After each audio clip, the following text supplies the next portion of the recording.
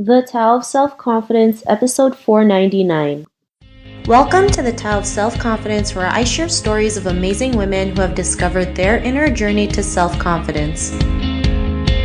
Visit our website at thetaoofselfconfidence.com. Your inner journey to self-confidence awaits.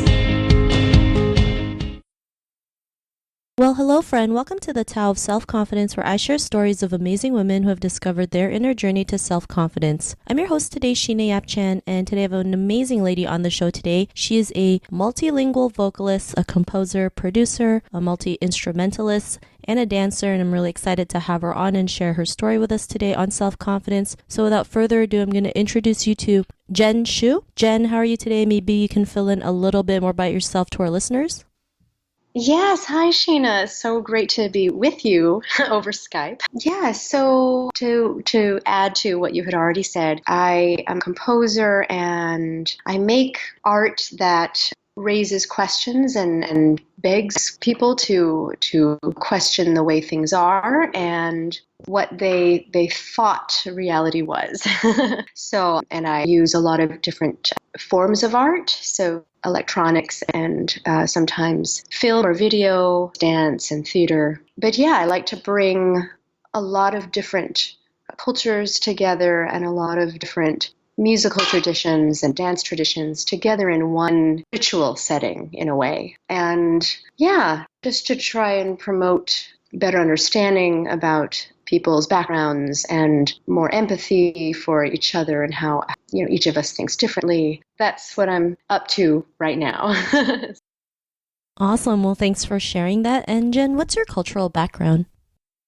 So my mom is from East Timor, or what they now call Timor-Leste, and my dad is from Taiwan. But my mom would say also that she's Hakka Chinese, born in East Timor. So they met in America at Syracuse University when they were both in graduate school. And so I was born in Peoria, Illinois.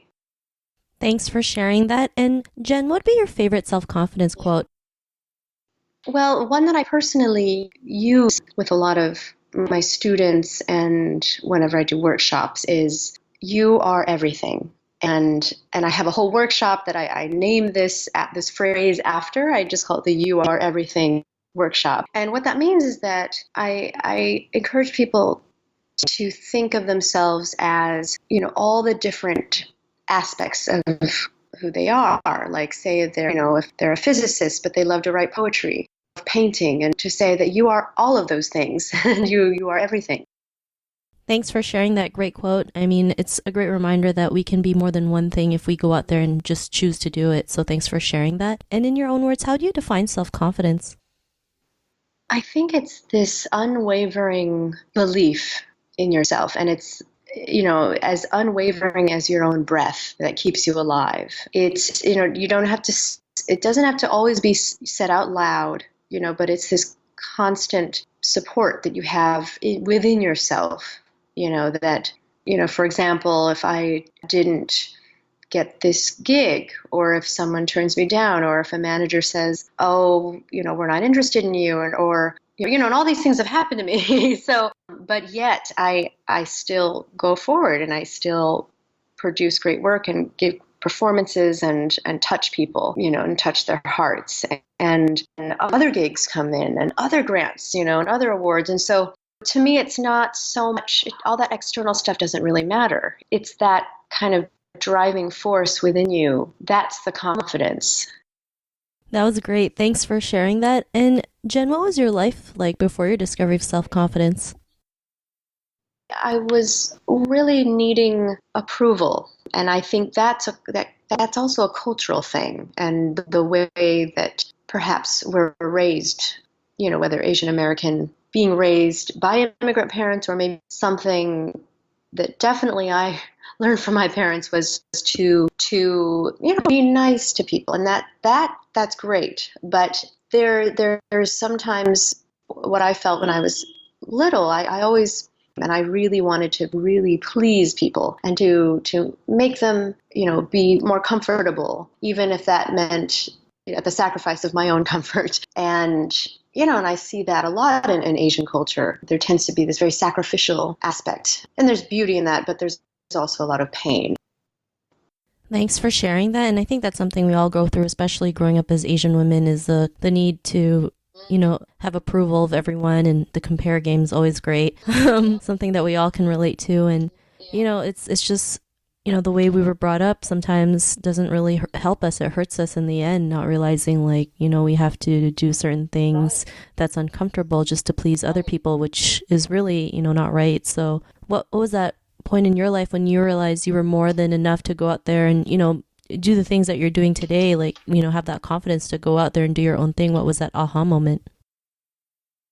So let's see. I think I really had two times, or maybe I have, a number of times where I have these aha moments. And but the first one really was, transitioning between a, kind of doing well as a jazz singer, quote unquote jazz singer, as in I was singing traditional, standard jazz songs and, playing the role very well. I was wearing, just those sequin dresses and I was kind of acting in a way, but acting like a jazz singer. I had wonderful mentors who were really encouraging me to look deeper into my own ancestry. And so that was great, but I was kind of not sure what to do. I had some instincts on going to Taiwan and kind of investigating Taiwanese folk songs that my dad's, actually my fourth grand auntie, some folk songs that she had given to my father to give to me. Now, at that time, when I was at Stanford for my undergrad, I really wasn't interested yet in my own background, in my ancestry. And,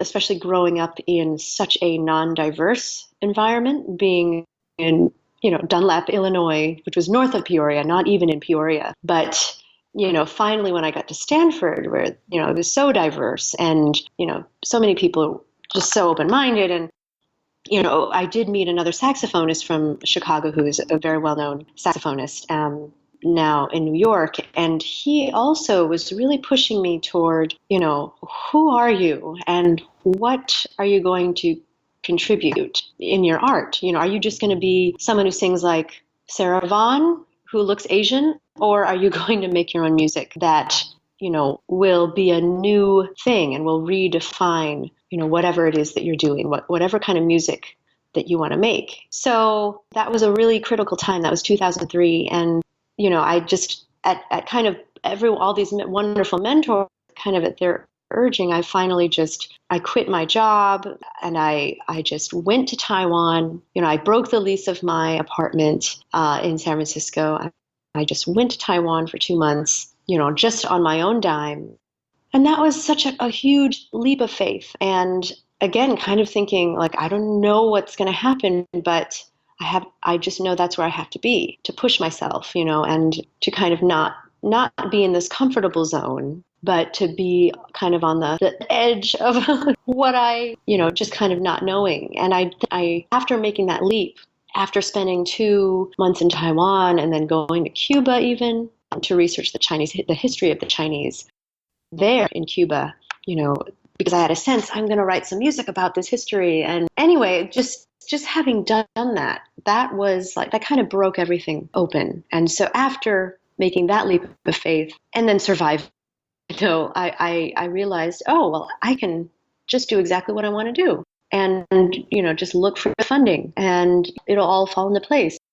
So my current project being this 50-state tour, that has been very amazing. And, being able to be that artist whom I wish I could have met when I was a small girl, an artist of color, an artist who looked, Asian. I never got to see that when I was a small girl. And so I'm just trying to be that artist for that little girl. And so, that tour has begun, and it's just been amazing to inspire, especially young women.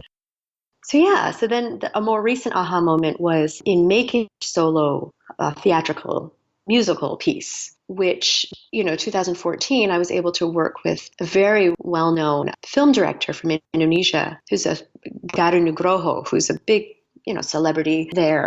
And just to have the courage, because I was very afraid before I worked with him, am I good enough? Am I even, on the same level as he was? But then being able to create this work with him as director, and then be able to perform this work, around the world for a couple years. That, the feedback from the audiences, which is like, I've never seen something like this before. You're doing something I've never seen anyone else do. That to kind of get that feedback has been really eye-opening. And I always think of myself as a student of life in a way, and I have confidence in my work, but I know there's so much more that I want to do. And, sometimes you forget that, oh, yeah, you are doing something that no one else is doing. And that's exciting. And so I just want to keep doing that and keep pushing to create these new genres.